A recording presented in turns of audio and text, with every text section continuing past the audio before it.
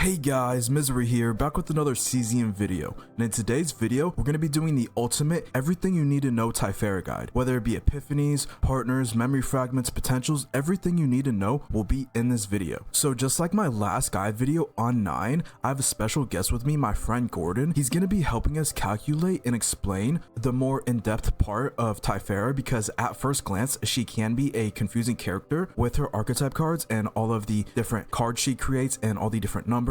So Gordon will be here to help me explain to you guys it more easier. Hello, my name is Gordon. I've been playing competitive card games my entire life. I help Misery with numbers and theory crafting because I have every 5-star unit built at E6. You may know me from the last guide video from 9. So yeah, if you watched my last guide video on 9 a few weeks ago, he was in that video and a lot of you guys really liked him there because he was going in depth and explaining all the analytics on 9 and how she works and how she functions and everything. So hopefully this video will be easier to understand with him being here and helping you guys out alongside me. So a quick disclaimer right before we get into the video, we ranked every epiphany at a certain tier, with S being highly recommended, A being strong potential, B being awkward to use, kind of like niche, C being outclassed, and F being practically useless. We have a pretty well understanding of most characters and usually new units of this game, but I just wanted to clarify that this is our opinion. It is okay if you have a different opinion, you are entitled to that as we are entitled to ours. So getting straight into the video. So what does Tiphera do and what role does she play? So Tiphera is a controller of the order attribute class. She is a support buffer and she can generate a lot of AP for the team. She is very similar to Orlea with her buffing mechanics, but she's also a mix of someone like maybe Narja or Miko with her AP gen. So what I like to categorize Tiphera as is basically an exhaust Orlea, but she's also very similar to Ray. So with her being able to generate so much AP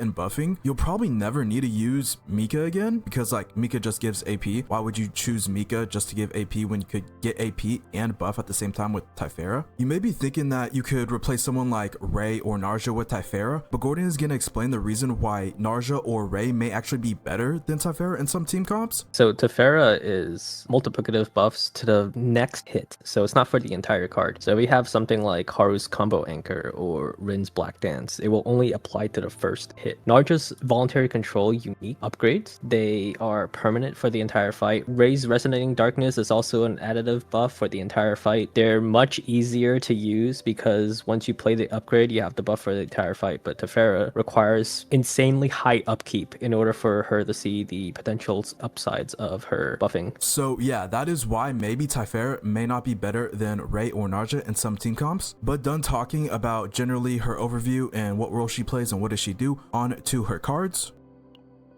So starting off with her basic cards, you're going to want to remove all 3 of these. These really aren't that good or serve any purpose. I would recommend getting rid of Matter Disintegration first because it is an attack card, but Tiphera really isn't a DPS. She can be a DPS. She does get better at E6 for her DPS capabilities, but you mainly are not running her as a DPS. She is mainly a support. And as you see on the Barrier Deployment basic card, this gives healing and shield. So this is doing 2 things at once. It's a lot more value than just this 120% defense-based damage on the basic card. So that's why I recommend removing the attack basic card over the skill cards first. But yeah, ultimately you want to remove all 3 at the end of the run, possibly if you can. So yeah, those are her basic cards. Moving on to her first epiphany card, and arguably the most important one, Quantum Seed. So if we go over here to the epiphanies, so Quantum Seed is basically Tiphera's most important card because this is how you're going to generate the most amount of archetype cards, and Tiphera's whole kit and gimmick revolves around these archetype cards. These are similar to Orlea's creations in a way, but they also differentiate each other. They're not exactly the same. They both do 2 different things, but if you played Orlea before, then Tiphera may be easier for you to understand. So if we actually head over here and look at the archetype cards, we have the Archetype Circle. This will give heal and AP. We have the Archetype Triangle. This is going to buff the first hit of the next attack card, and then we have Archetype Square, which is just going to draw another archetype card and heal you. And the archetype card it draws is going to be from the dropout, but we'll talk about later on why archetype cards can be considered as curse cards if you can't draw them all out of your draw pile. But getting on to the first epiphany for Quantum Seed, we have the create 3 archetype cards and draw pile, draw 1 of them. So I'm going to let Gordon do a little talking here since, you know, I've been kind of explaining a lot of stuff. If you guys played Yu-Gi-Oh before, there's this thing called Garnets, and Garnets are cards where you want to put into your deck, but you don't necessarily want to draw into them. So this is the issue with archetype cards. You want archetype cards to fuel your other plays, such as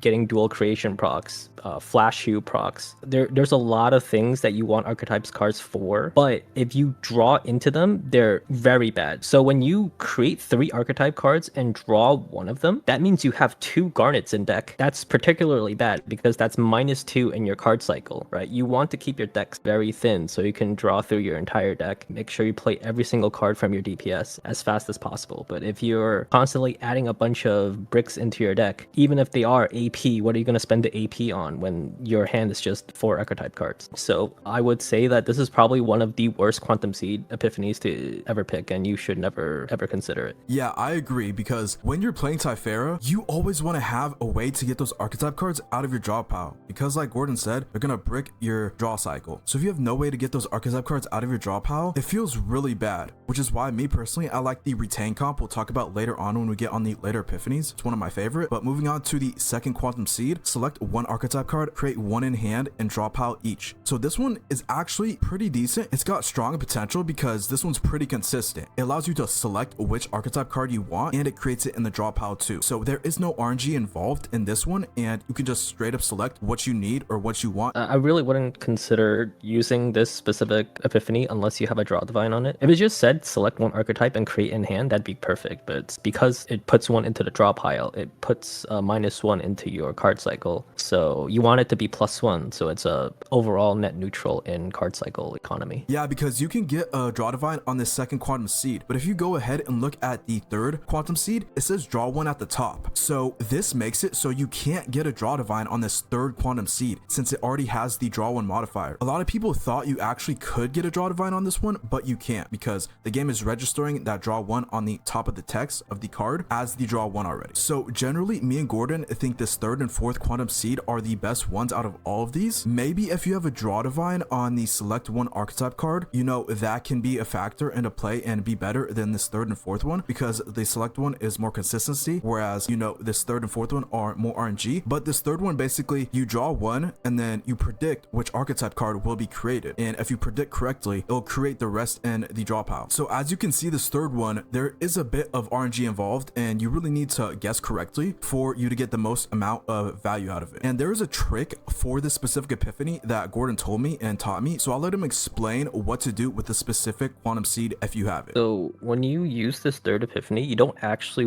want it to create stuff into the draw pile. So if you do end up creating stuff into the draw pile, you always want to predict into archetype square, because if you create 2 into the draw pile, you at least get to take 1 out immediately instead of just waiting to naturally draw into it. With E2 or even some extra luck from your dual creation, you could get every single one of the archetype cards you created back out of your deck. So you are back to neutral in card economy. Yeah, and when he says the archetype card square, that is the one that draws 1 archetype cards, because I'm pretty sure you'll probably remember as it being the draw 1 archetype cards rather than just the square. So when you predict into the draw and it puts the AP and the buff into the deck, your dual creation can also create a draw. So you just immediately get both of the cards you just created out of your deck immediately. And then on to the fourth Quantum Seed, my personal favorite one. Create 3 archetype cards in draw pile, draw 1 of them, activate retain effect 2 times on 1 random cards of this unit in hand. So at first glance and base value, if you do not have a specific convergence, this one is pretty bad. You need the specific convergence that has retain draw 1 archetype cards, so this Quantum Seed can activate that. You will draw everything out of the draw pile and you'll have 3 archetype cards in your hand. But if you have a specific dual creation that creates another archetype card after 3, you'll have 4 in hand. So it doesn't brick your draw cycle and it gives you a ton of archetype cards for a lot of value. So that's why I personally like it. It's smooth and easy to understand. So you definitely don't want to be using this Quantum Seed for every single character. Specifically, I use this Quantum Seed for Flash Hue decks and DPS Tiphera decks. There are ways to make this Quantum Seed draw you cards with Nia. So let's say you create a archetype square in your hand. You can use Nia's Adagio, discard 1, draw 2. You can use the discard on one of the not square archetypes. It discards that, it draws 2 of Tiphera's cards, and then you use the square archetype to draw back into the archetype you just discarded with Nia, and that's a way to go positive in card economy. Yeah, Nia is really powerful. I myself don't really use her, but Gordon, he knows like everything about Nia. He loves Nia. That's like his favorite unit. I mean, mean, I guess so.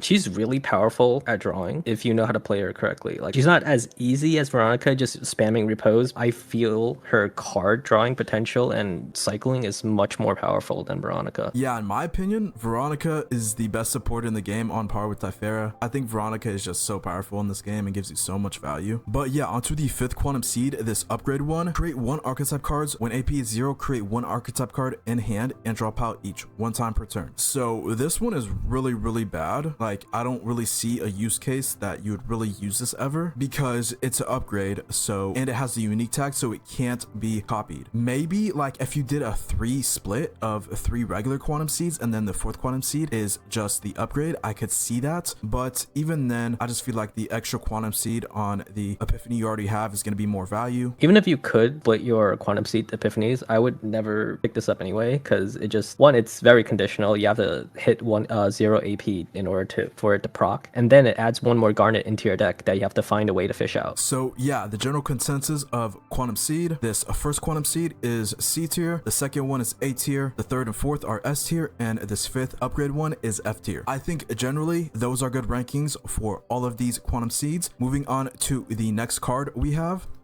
it is going to be Form Convergence.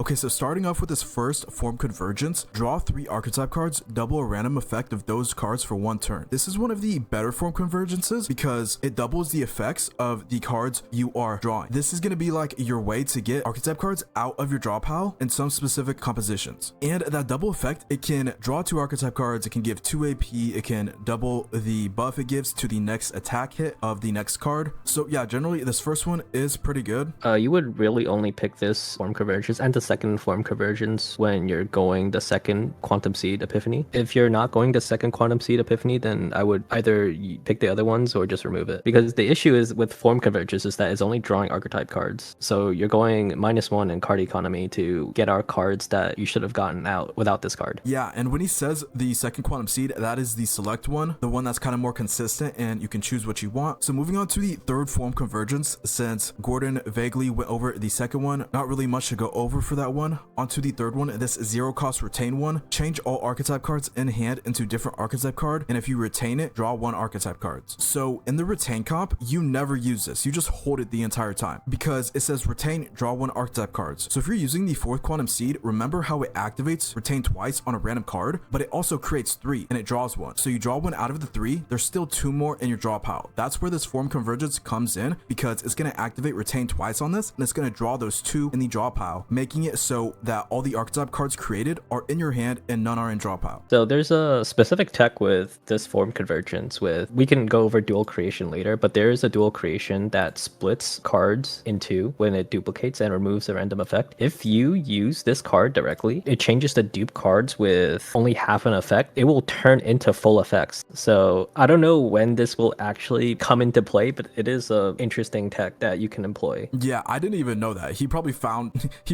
that out today, because this guy, he does a lot of testing and theory crafting. That's why I like having him on these videos, because he is a reliable source. Moving on to the 4th Form Convergence, select an exhaust up to 3 exhaust cards from all cards, draw 1 exhaust card for each exhausted. So this is the Form Convergence that you're gonna want if you're running someone like Kayron with Tiphera. Think of this Form Convergence similar to Snack Time, but with less range but more draw power, because you can only exhaust cards, whereas Ray Snack Time can exhaust any card. But the problem with Snack Time is that it has exhaust on itself, so it's a one-time use, whereas this Form Convergence has multiple uses. So it's situational if this is better than Ray Snack Time in some situations, but for Kayron, this will be better than Snack Time. It can also exhaust from draw pile and discard pile. Honestly, more use cases than Ray in specific circumstances. So yeah, like Gordon said, this can hit draw pile. I actually have used this in one of my videos, I'm pretty sure, my E0 Tiphera showcase, where I exhaust Ebony Lumen that was in the draw pile, and I drew like 6 cards because I exhausted 2 futility in the Ebony Lumen. So I got the 3 from the Ebony Lumen, and then it also gave me an extra draw 3 for exhausting 3 cards. So I think I drew like 6 that turn with this specific Epiphany. So it definitely has high potential and ceiling in Ebony Lumen comps for insane draw power. And then moving on to the 5th Form Convergence, draw 1 archetype card, repeat until the same card is drawn consecutively, max 6 times. I'll let Gordon talk about this one because I don't really know too much about this one. It kind of sounds confusing when you first read it, so yeah, I'll let him talk. For this specific Form Convergence, it just keeps keeps drawing until you draw the same archetype back to back. There's almost like no use case for this epiphany. If you need form convergence that draws archetype cards, you can just use the first two. There's no reason to gamble for it. Also, when are you going to have more than 3 archetype cards in your deck? You don't need it to max out 6 times. And with that being said, that is the general consensus of our rankings for form convergence. The first one is A tier, second one B tier, third one is S tier, fourth one for Kayron. If it's specifically for Kayron, it's S tier. Otherwise, general use case, it's A tier. And then the fifth one is F tier. Moving on to the next card we have, Creation and Destruction.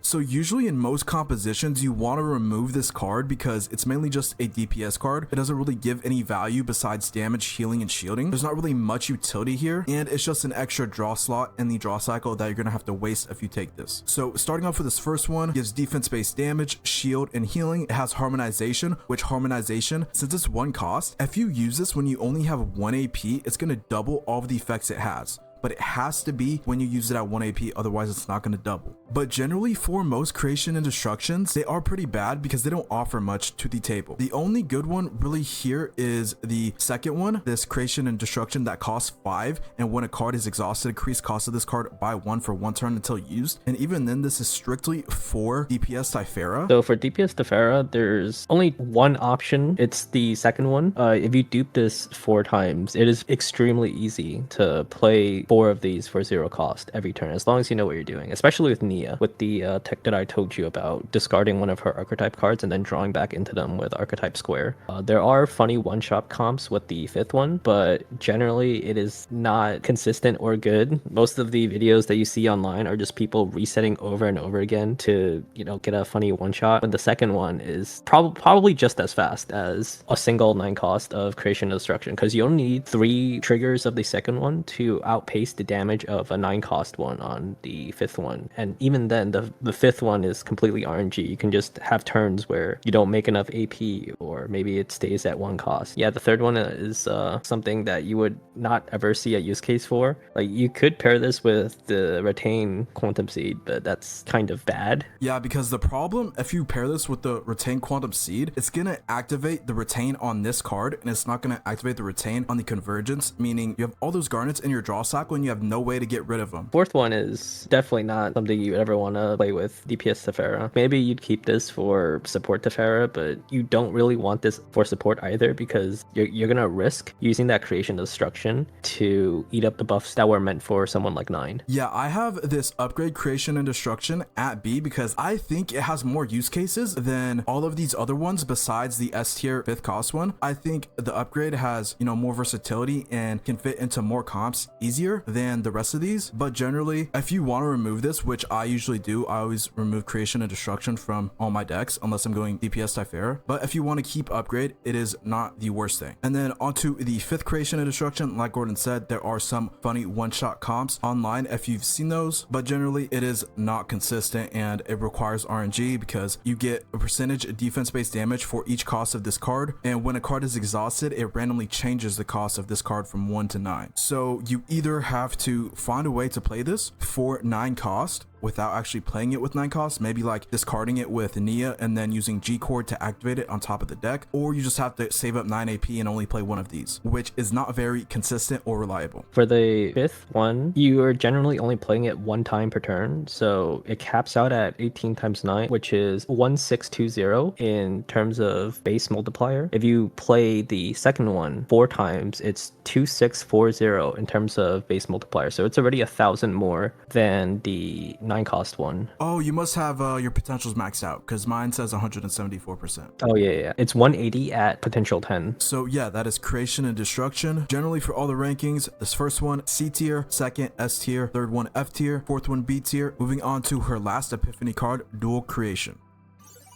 So I'm gonna generally let Gordon talk about most of these because he has more experience and understands how dual creation works more than me, and he knows more combos. So yeah. The first one is not good because it adds it into discard pile. You want it to add into hand. Second one is the one that you're always wanting to go for because it creates it directly into hand. Third one, when you activate an archetype square, so it's the draw one, it creates a different archetype card in discard pile. This is probably the worst one. It forces you to use the draw one and then it creates it into discard pile. So it's very counterintuitive. Fourth one has pretty decent potential if you get a cost reduction divine on it, but I wouldn't really go for it because it's a skill card, so you're constantly going to have to draw into it, and it doesn't have a draw divine on it, so you can't allow it to cycle itself. And then the fifth one, this one actually has like pretty decent potential, especially with the retain form convergence, where I told you that it duplicates the card and removes a random effect, is up to 5 times a turn. If you swap it with retain form convergence, it turns into a full card. That's really about it. So just none of these are ever worth thinking about. Just pick the second one and be on your way. Yeah, the second one, generally the best one here. When 3 archetype cards are created, create 1 identical card in hand, apply retain to that card. So generally this is making like every team composition with this dual creation better, because you're just netting free archetype cards while already creating archetype cards. And that one gets retain in case you want to save it for the next turn, but usually I don't save it. I usually just use them all. The fifth dual creation, it has potential for DPS Tiphera, but even then you'll probably have enough exhaust cards to already get the 5 cost creation and destruction already down using the second one. So even for a DPS comp, like, it just doesn't really make sense, because you're removing a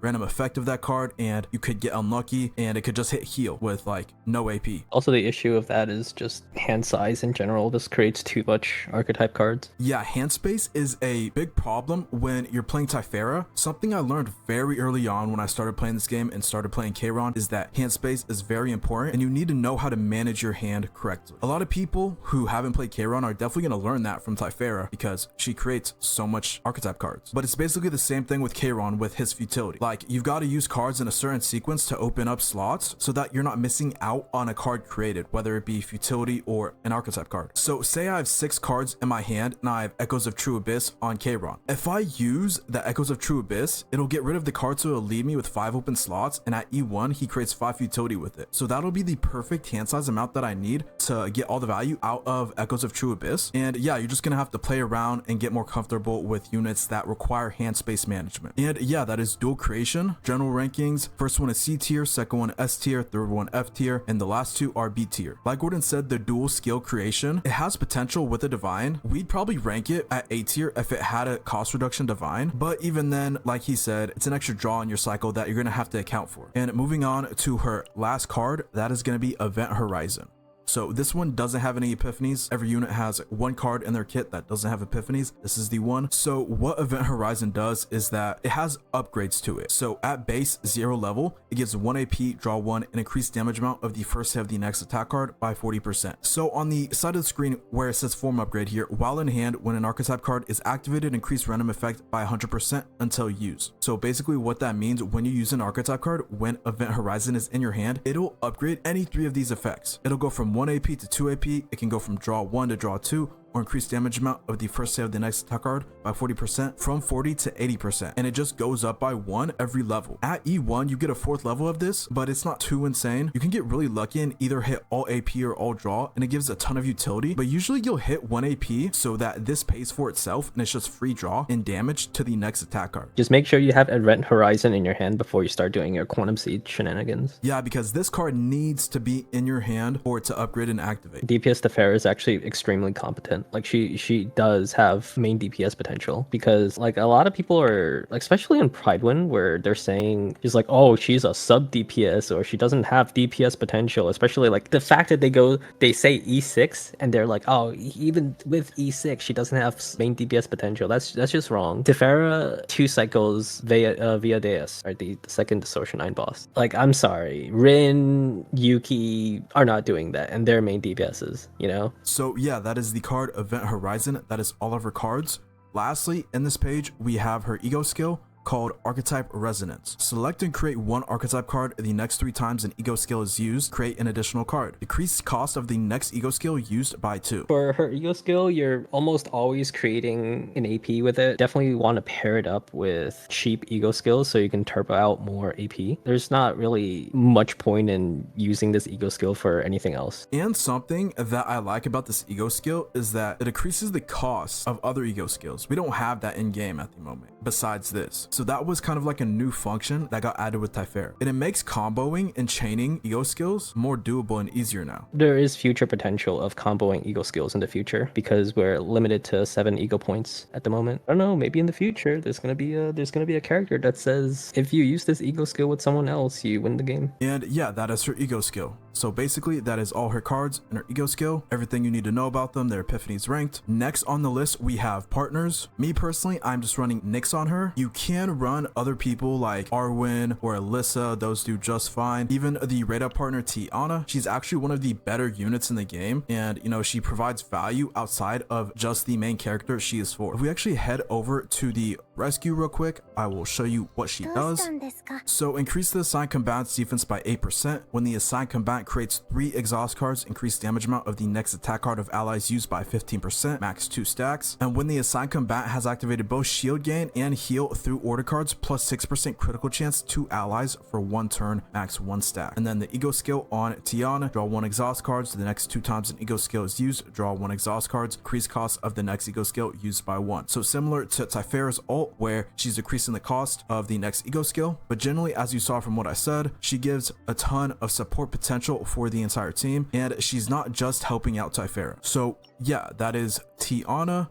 I mean, like, most people aren't gonna have Tiana. They're probably gonna have Nyx, Arwen, or Alyssa, which, yeah, you can just run any 3 of those. I'm pretty sure Nyx's passive gets procced when you use draw archetype cards, right, Gordon? Yeah, it's you can use archetype square for it. Okay, so yeah, Nyx is gonna be like one of the best, because like you're probably doing that like every turn. Pretty easy to get archetype square, and it's just free damage buff to allies. Actually, you don't even need archetype square. Any of the most of the quantum seeds draw 1. The 4th retain one is draw 1 of them, and then the retain is also a draw. So you're always gonna have Nyx active. Yeah, definitely highly recommend Nyx on Tiphera. And then moving on to the potentials, she has a really good potential on this last one. If Tiphera's defense is greater than 300 at the start of the battle, plus 10% to critical damage of all allies, that is really, really good for your main DPS, or just like if you have a sub DPS and it's just extra damage. It's just really nice because crit damage is really valuable, and we don't have many ways to get it, which is why you usually run 2-piece crit damage set on most DPS instead of attack, since crit damage is so scarce and harder to get. So this gives us crit damage, which is a ton of value. And then the potentials leading up are crit chance and then defense. Crit chance is a bit weird. Definitely was not expecting this on Tiphera. I mean, yeah, the possibility of her being DPS Tiphera is there, but the fact she really only has 1 attack card and they're giving her crit chance potential, it just seems weird to me. But defense makes sense because she scales off of defense, whether it be her damage or healing also scales off of defense. And then this other potential up here, plus 5% heal and shield gain amounts to archetype cards. If Tiphera's defense is greater than 250, add an additional plus 5% to the modifier, so that's a ton more sustain. If her defense is higher than 250, getting a lot more healing and shielding. And then this other one right here is just for her basic card area deployment, so wouldn't worry about that too much. Something interesting about the 5-1 potential is that it's the first potential that isn't buffing basic cards. Yeah, this is the first one. This is the first one to actually buff her unique cards rather than her basics. You know, there's a little bit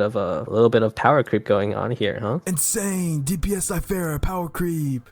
I mean, it's the heal and shield gain amount, so it's not like, I mean, it's additive. It's the base, so it's pretty important. It is probably the only character where you actually want to level the 5-1. So yeah, those are all her potentials, basically everything you need to know about them. Moving on to the recommended decks. So this is the deck that I used in Rift to get like top 20, top 10. This is generally what a lot of people are using in Rift, is the retain comp. A lot of people are also using the draw comp, but either are fine. Both work and will get you a high score. It just depends on your team comp and your other teammates. But I have 4 quantum seeds with the reduced cost divine on the retain seed. I have the form convergence 0 cost with the retain draw 1 archetype cards, and then dual creation is the 3-1, creating an identical card after 3 are created. And then I removed creation and destruction since you don't really need that, and it's just for DPS Tiphera really. So yeah, that is my Rift deck. For my Kayron and exhaust support deck, this is the deck that I'm using, the draw 1 predict epiphany with the 1 divine on it, and then the form convergence times 2 with select and exhaust up to 3 cards from all cards, and then you draw for each exhausted card. I went for a split here of 3 Quantum Seeds and 2 Form Convergences. Since Kayron makes a lot of futility, you want to be exhausting that with these Form Convergences, and then same dual creation, the 3/1. I will put up on screen some infographics and images that Gordon made of other decks you may want to look out for. And yeah, I don't think there's really anything else for us needed to say for the decks. These are kind of just the 4 decks you want to build depending on what you want to use Tiphera for. If you need a video of someone piloting the damage Tiphera deck, you can just ask Misery to shoot you the video. Or you can just join my Discord, linked in the description or the pinned comment down below. Please don't ask me questions, don't ping me. I guess, bro. So moving on to the Chaos gears and what you want to look out for in the Chaos runs. So starting off with the weapon gear slot. There's Tentacles of Chaos, there's Harp of Conflict, there's Flashbang. I think those are kind of like mainly just the 3. You can also go Crimson Sword if you need to proc an Agony set for one of your characters. In the arena, the create 1 pierce on all turns weapon, I think that could work. That actually may be better than Flashbang. It should be better than Flashbang unless it's for Great Rift, where you don't want anyone to be hitting the hands. So generally, which would you say is best in slot? For first, it's between Harp and Tentacles. It just depends on what comp you're going with her. Like if you're playing with 9, go for Harp. If you're playing with Haru or Kayron, go for Tentacles. Second best is probably the Pierce one and then Flashbang. Okay, so I'll just rank the Tentacles and the Harp at number 1 both. And then for number 2, I'll put the Pierce weapon. And then for number 3, I'll put Flashbang. So what Tentacles of Chaos does, it gives ally attack to your allies, but that also includes the wearer. So it's not just your 2 other allies, it's including the person who's wearing it. And upon enemy defeat, -2 stress to the combatant with the highest stress. That part really isn't too important. Pretty good support weapon for the entire team. And then onto the Harp, this drops from the arena. You can't get it no other way. Just like the Tentacles of Chaos only drops from Cthulhu. But what the Harp does is that for 1 turn, when each of damage, shield, and heal has been activated through cards by allies, increase damage amount of allies by 15% for 1 turn. So just like the Tentacles, it's applying a buff to all allies, so that will include all 3 units on your team. Pretty solid support weapon. And then for the rare weapons, the Harpoon Case of Broken Resolve, this is only from the arena, just like the Harp. Create 1 pierce each odd turn. And what pierce is that it's a card that applies 1 vulnerable and 1 agony, I'm pretty sure, to the enemy. And as we know, vulnerable is the best debuff in the game. And then Flashbang, most of you are probably familiar with this. At the start of the battle, apply 3 weaken to a random enemy. This is just for more sustain, so the enemy isn't hitting as hard because weaken decreases their attack. Those are the weapons we recommend looking out for in your Chaos runs. And then moving on to the chest pieces that we recommend looking out for in your runs. First off, we have the Announcement of Catastrophe, or this can be the other Cthulhu defense percentage chest piece. Either one works. They're basically both the same. So what this does is that it gives plus 12% defense, decrease the number of break recovery cards required by all combatants by 1. And as we know, Tiphera scales off of defense, so this is just extra scaling. Whether it be for DPS or sustain Tiphera, defense is going to help both of them. And then next, we have the Mythic Starlit Cloak. This can drop from the 2nd boss in the Burning Life Seasonal Chaos. It's a pretty common drop from him, and it decreases damage taken by 10% 1 time per turn, so more sustain, you're not going to be taking as much damage. And then lastly, for the 3rd slot on the chest pieces, Psionic Combat Suit. So this is a level 30 unlock from the City of Mist Zero System world. I actually unlocked this myself pretty early on. This is like one of my first unlocks. It generally works with a lot of units because a lot of units have exhaust cards, especially Tiphera, so it is just free shield. It did get nerfed this season with a 5 times per turn limit, but it is still good and better than Reinforced Combat Suit, which is the alternative. And yeah, those are the chest pieces we recommend looking out for in your runs. Moving on to the accessory slot, starting off with the Spear of Randomness. This is a Cthulhu drop, plus 10% max HP at the start of the battle, plus 1 AP and draw 1. I really like this accessory because the extra AP and draw 1 is really clutch for starting a battle off on the correct footing. And it gives plus 10% max HP, so more sustain, more survivability, all around good accessory. And then the next accessory we have is the Combat Drum. This can only drop from the arena, and when 5 skill cards are created, increase damage amount of the next ally card activated by 20%, max 1 stack. Tiphera's Archetype cards are skill cards, so that's going to be going towards the Combat Drum activation. And the Combat Drum, just all around good support for buffing your allies. Which would you say is better better, Gordon? The combat drum or the spear? I'd say sphere still, because more explosive turn 1, getting your setup turn over with faster is very nice. Tiphera already has so many multiplicative damage buffs that adding more multipliers is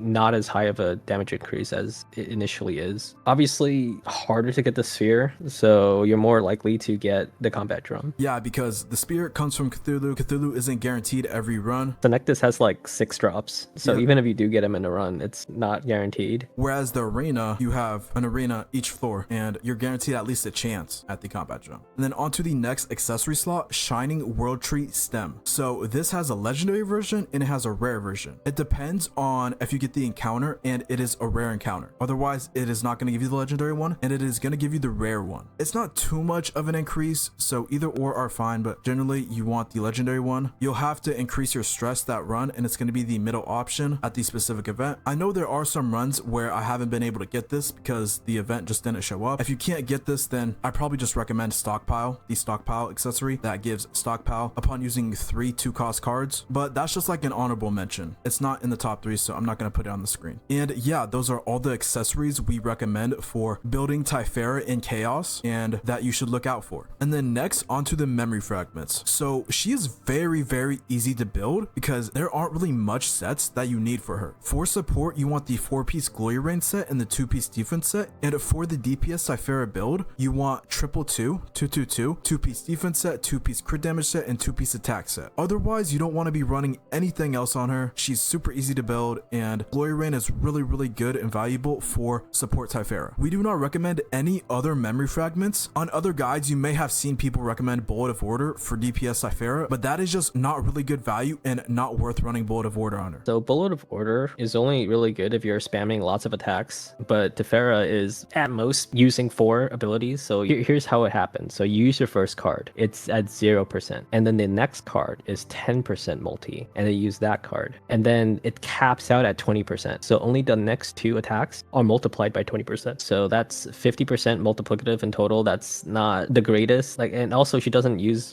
her damage cards aren't exhaust, so you can't use beast on her. So the only good set that she should be using on damage is 222.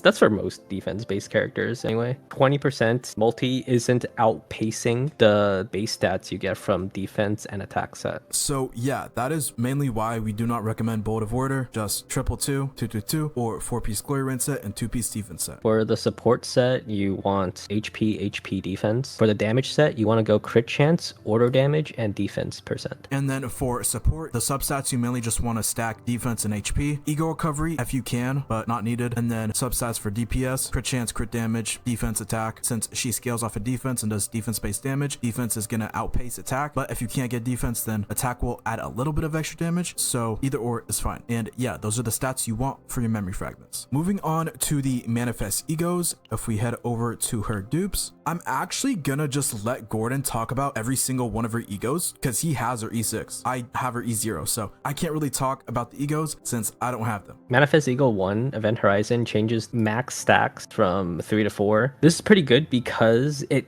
allows more chances for you to hit into AP or draw. There is a pretty high possibility of just only hitting the damage buff. If you're playing 2 costs to draw 1 and gain 1 AP, you feel really bad about it. So this one is more for like quality of life, for making sure your RNG isn't too bad. So the E2 is okay. There are situations where the Archetype square duplicate effect can actually save you, because there are situations where you can't draw all of your Archetype cards when you predict into the correct Archetype, and you just have a bunch of Archetype cards in your hand. So if you use a bunch of draw 1 archetypes in your E2, you can draw every single one of the cards you just created. I wouldn't recommend the E2, mostly just because for some reason they allow you to duplicate every single effect except the 1 AP one. I don't know why. The Archetype circle, when you use it for the E2, only gives you a 150 heal. I mean, it does heal a lot. Like I've had situations where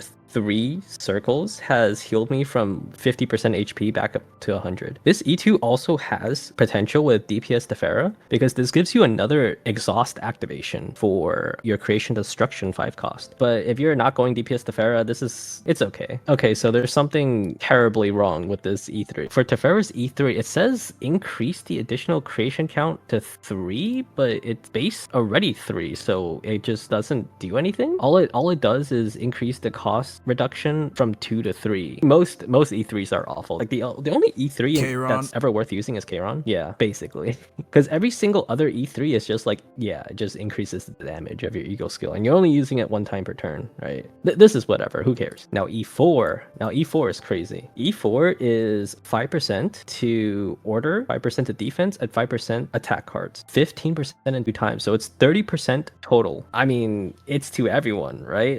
That's crazy. I mean, it's so odd because it's only to order and only to defense. There's only one buff that's universal. This is so 9 shield, it's crazy. It's still a pretty good E4. Getting a 10% universal damage increase is already great. There's not many other characters that can do that. This also buffs her own damage, so it's great for a DPS Tiphera. E5 is throwaway, and an E6 is absolutely crazy for damage Tiphera because it makes it so that your buffs aren't consumed by her own cards, so you're basically permanently 350% multiplicative damage multiplier for the rest of the fight. So we take a look back at the 5 cost creation. It's 660 base. So let's assume there's no other buffs except for the E6. It is a 350 multiplier. So we do 660 times 4.5, that's 2,970, and we multiply that by 4, that's 11,880. So just from the E6, you are achieving 11,880%. But with the E6, because every single creation of destruction is keeping the multiplicative damage buff, that is a crazy damage increase. That is an insane boost. Yeah, I've played DPS Tiphera at E0, but yeah, you don't need the E6 to play damage Tiphera. So I 3-turn cleared Distortion 9 via Deus, which is the second boss for Nebula Distortion, in 3 turns at E0. And then I 2-turn cleared it at E4, and then I overkilled it on turn 2 at E6. So it's like, you don't need it, honestly. Damage Tiphera does more damage than Yuki and Rin, which is very upsetting. I know a lot of people are gonna get super upset, but Tiphera does more damage than a main damage dealer, while also being a support. It is what it is. It's kind of like Narja 2.0, because like, when we had DPS Narja was basically doing the same damage as main DPS, but also being a support. Chizuru's